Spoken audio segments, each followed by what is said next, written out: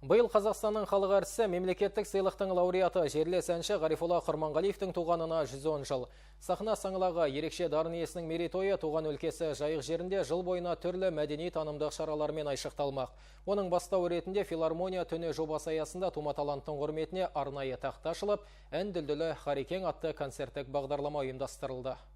Ғарифолла Құрманғалиев қазақ мәдениетіне өшпестей із қалдырған біртуар дарын иесі. Ол сонау дәстүрлі өнердің қаймағы бұзылмаған дәуірдің үнін бізге жеткізіп, кең тынысты әннің асқан шебері мұхиттың ізін үзбей жалғастырды. 100 жылда бір туатын күміс көмей әншіні халық ерекше қадір тұтады. Салтанатты шара барысында оның өнердегі орны айтылып, көз көргендер мерейтойына арналған жыл тақтасын ашты.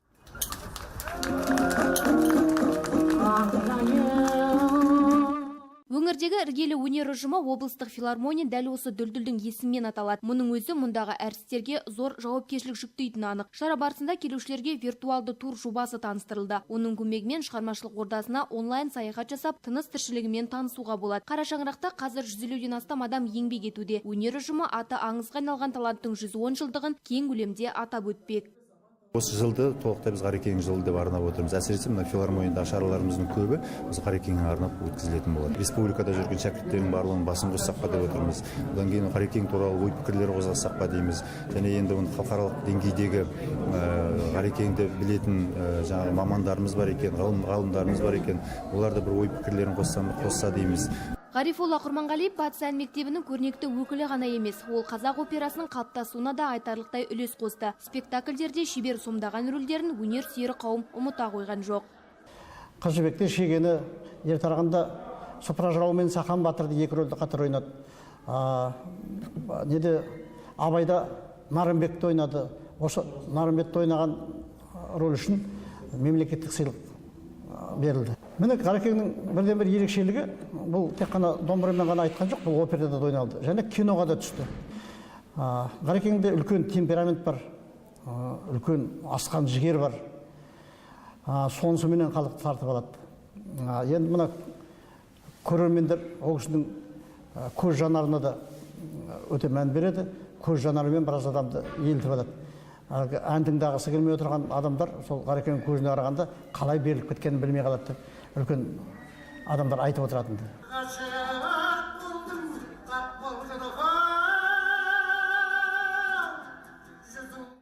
Шәкірті бар ұстаздың мұрасы мәңгілік. Оның саф алтындай мұрасын кейінгіге паш етіп, дәстүрлі ән өнерін түлетіп жүргендер концерттік бағдарламада өнер көрсетті. Солардың бірі Сәулет Таудаева. Ғарифолла Құрманғалиевтен 1979-81 жылдары дәріс алған. Балғын жастарға жезтаңдай әнші өмір мен өнерде серік болар көп нәрсе үйретті дейді.